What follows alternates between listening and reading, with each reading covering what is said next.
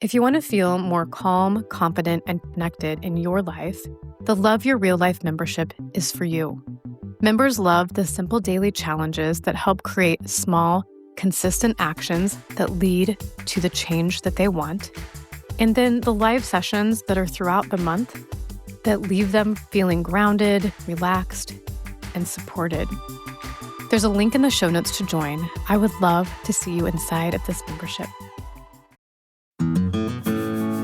Welcome to the Love Your Real Life podcast. I'm Faith Lauterbach, and this is a space to help you heal, rebuild, and create a life you truly love, even if it looks different than you imagined. Each week, I'll be sharing tools, encouragement, and real conversations about what it means to move forward after betrayal, heartbreak, or simply life not going as planned. I am honored to walk alongside you and help you love your real life.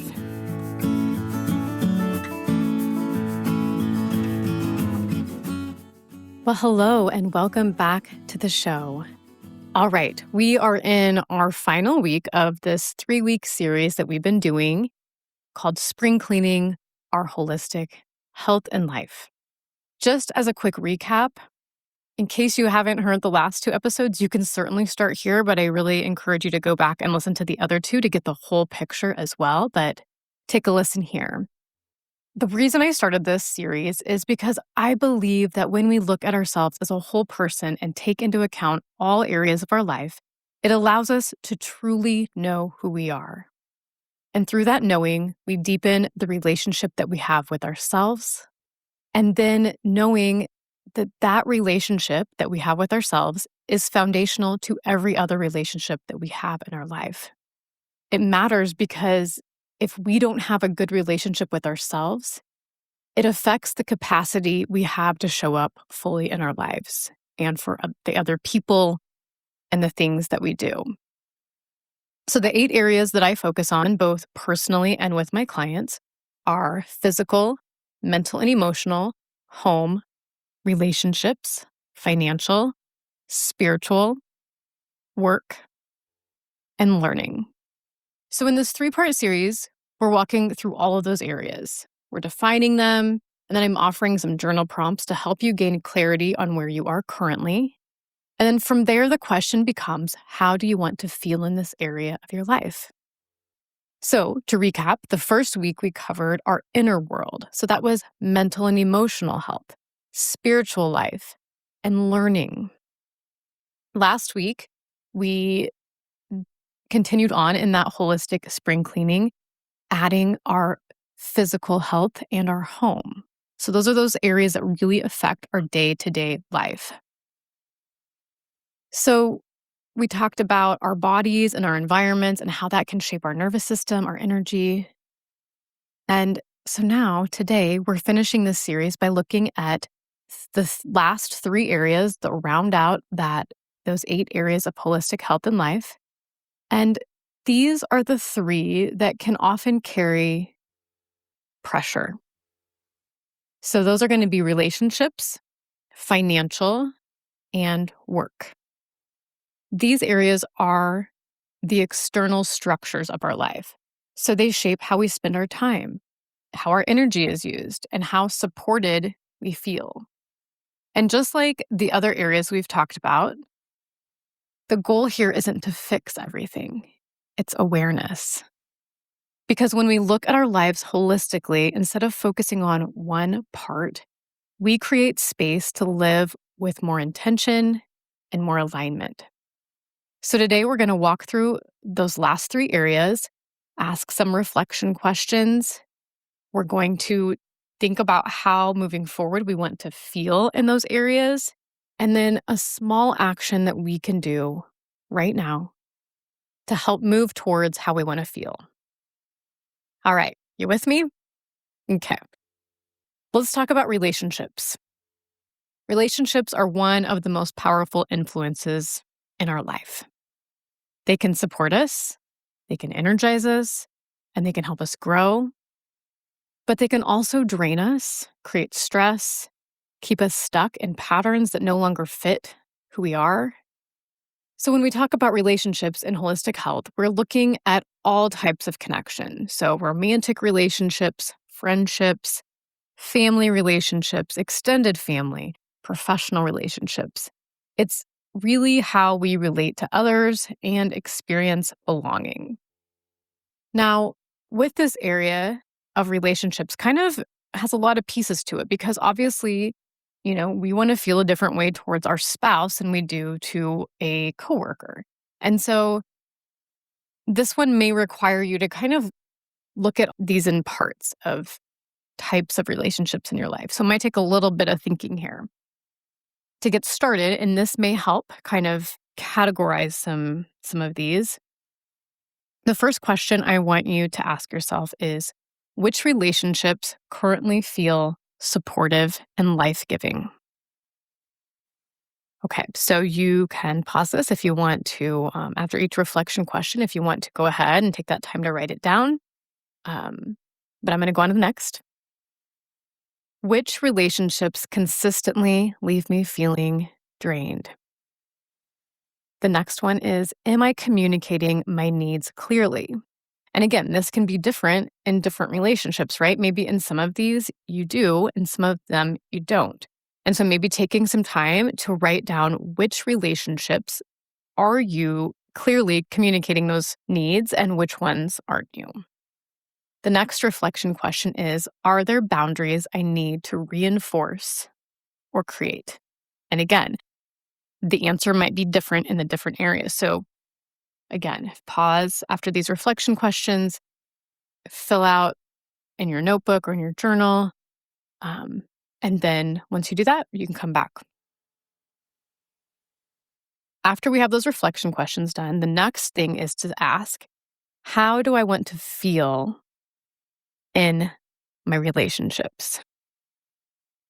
And again, this being, again, multiple different people can be involved in this. So you can say maybe in general, or you can break it down. In my relationship with my partner, I want to feel this. The relationship with my kids, I want to feel this. But take a moment to think about what that answer might be. And then once you have that answer, maybe thinking of one small intentional action that I can take with the closest relationships in my life. Maybe just starting with one, maybe starting with the one that maybe feels tricky, or maybe it's the one that you really want more connection with. So I'll tell you, for me, I answered this question by saying, in my relationships, I want to feel connected. I want to have authentic relationships that feel connected. And so I had wrote down some things. To me, sometimes it can be helpful to just kind of brain dump, um, write down everything that kind of comes to mind, and then from that, pick one intentional action. And so what I wrote was being present in my relationships, create deeper, more authentic connections.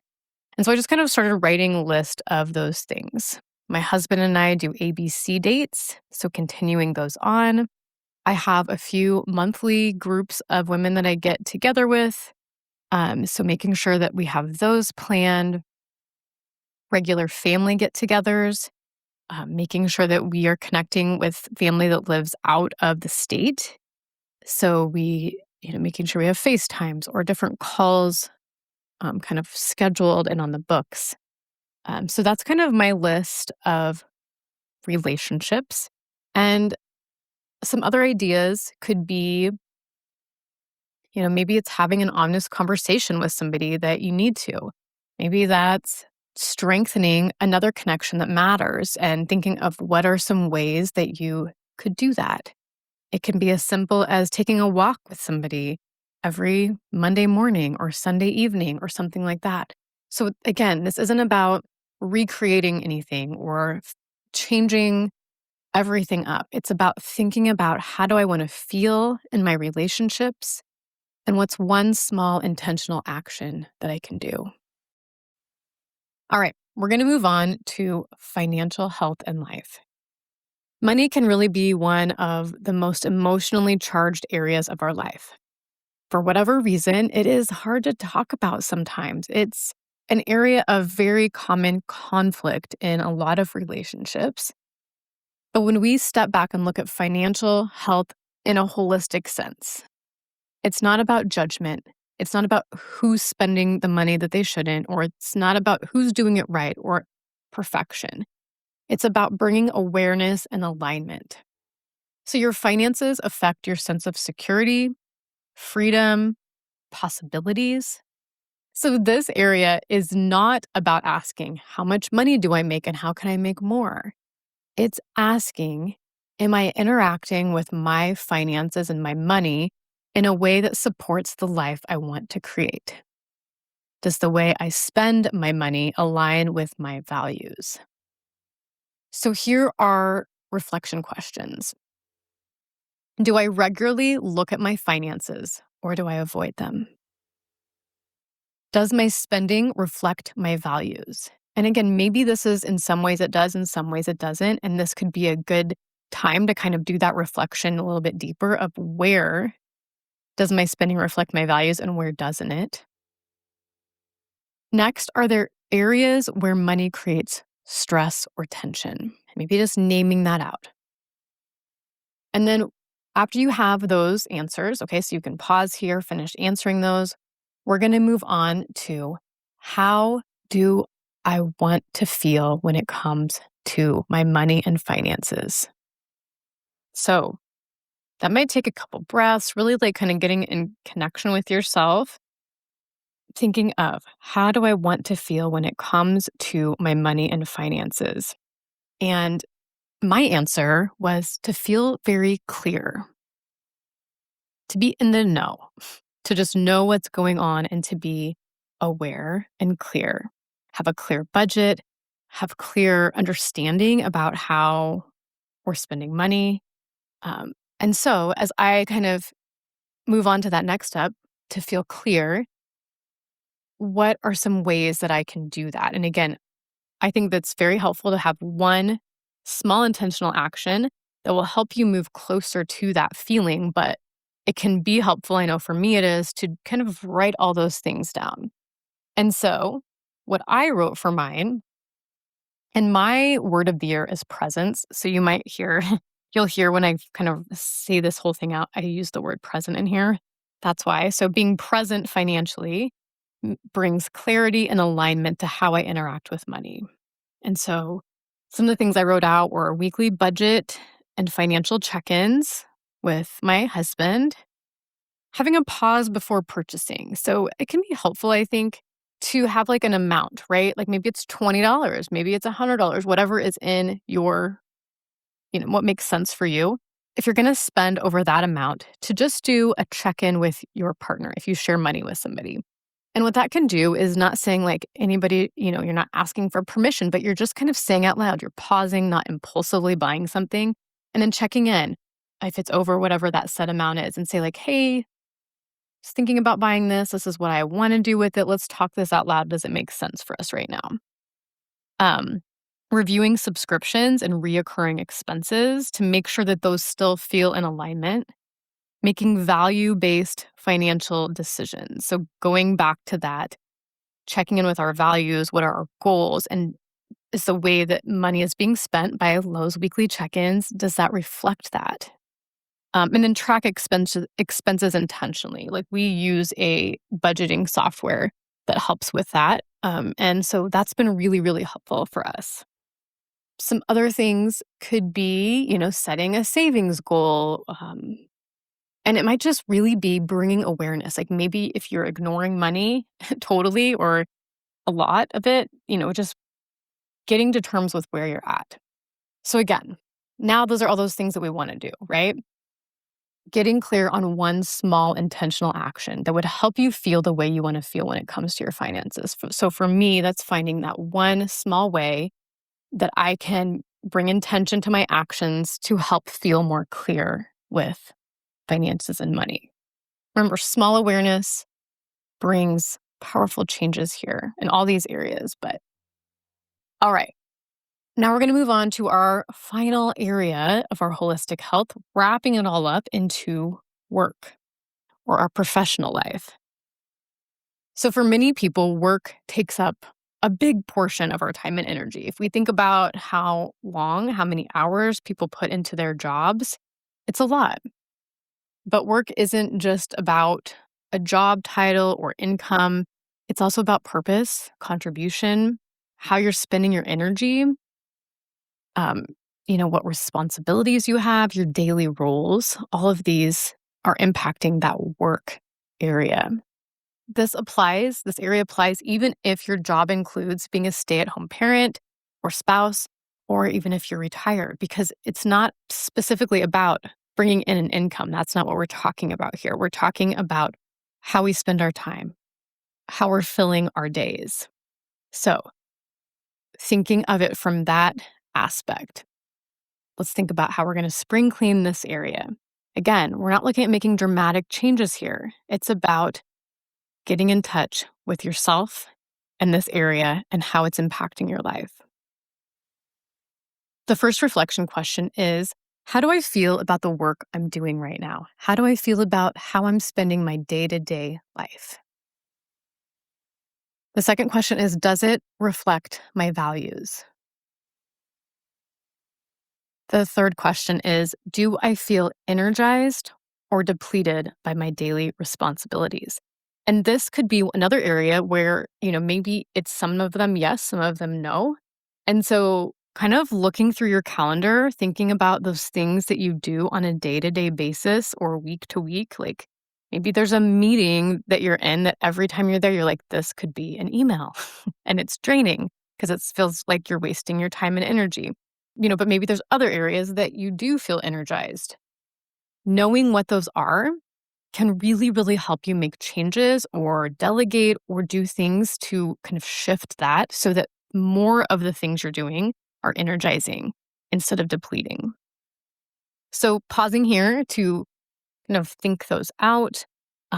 This could even be a good one to maybe for the next week, kind of just notice as you're doing the things in your day to day, maybe if you have a calendar, whether it's digital or paper, putting some kind of notes about plus or minus or something like that, just so you can kind of get a good look as you are actually living and doing those things.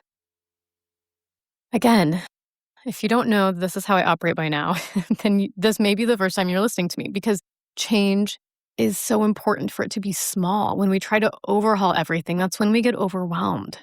So, pausing here and thinking about how do I want to feel when it comes to my work or my daily responsibilities? How do I want to feel? And then we're going to ask about what's one small intentional action that can help move towards that feeling. So I'll tell you my professional. So the way I want to feel in my professional life is organized. So that is what I've been working towards, feeling organized in my professional life. Probably like anybody, especially if you are a solopreneur where you're doing, you're the one making all the decisions, it can feel overwhelming and draining and exhausting. And so by working towards feeling organized, that means that I'm getting really clear on the different aspects of my life. I have a lot of moving parts in my job. Owning a business, you wear a lot of hats. And I also have a lot of different areas in my professional life. So, my definition is when I lead my work with presence, I create organized systems, serve my clients deeply, and allow my business to grow sustainably. So that is my kind of sentence, and it helps me to kind of have that clear sentence. And so I'm working on creating a digital course, and that is coming really soon. I actually will be doing a challenge kind of leading into some things. So I have some fun ideas about some things coming up the next couple months.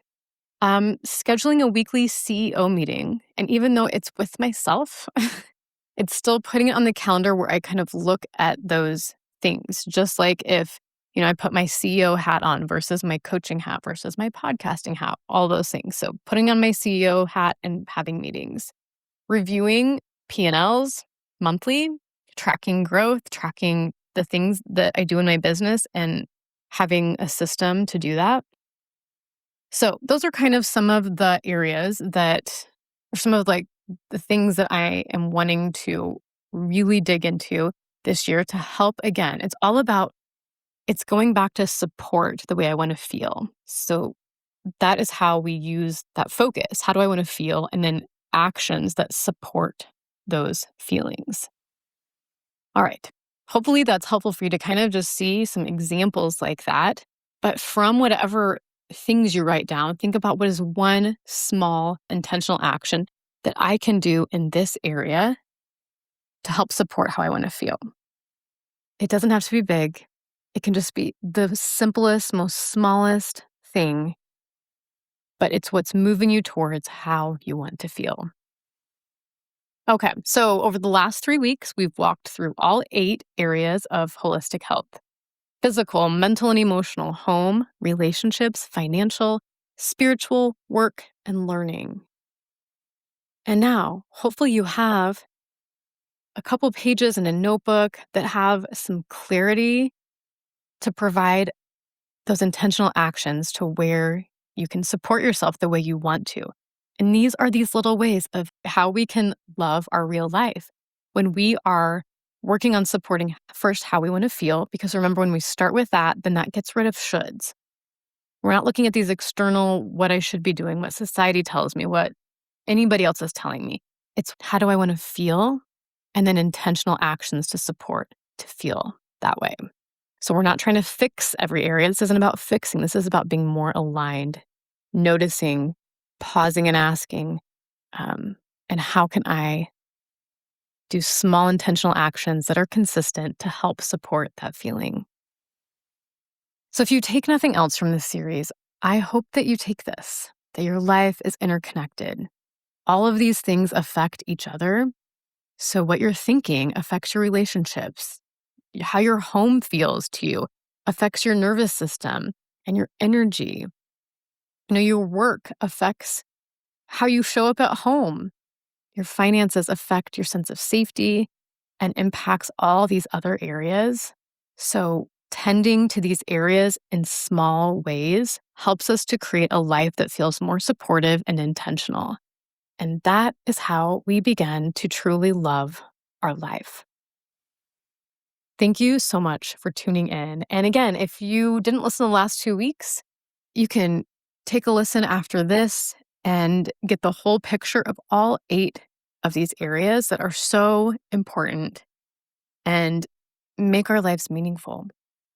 So anyways, I appreciate you joining me, and I'd love to hear what you thought about this holistic spring cleaning, maybe some things that you're doing differently or noticed. I love to hear that feedback. So reach out, email. There's ways to get a hold of me in the show notes and all the other links that you will need, as well as the prompts. So check those out, and I'll see you next week. Thank you so much for listening to the Love Your Real Life podcast. I hope that today's episode was just what you needed. Be sure to subscribe to the podcast so you never miss an episode. And if you're looking for more support, check out the show notes for how to connect. Remember, no matter what your story holds, you are worthy of living a life that you love. Talk to you soon.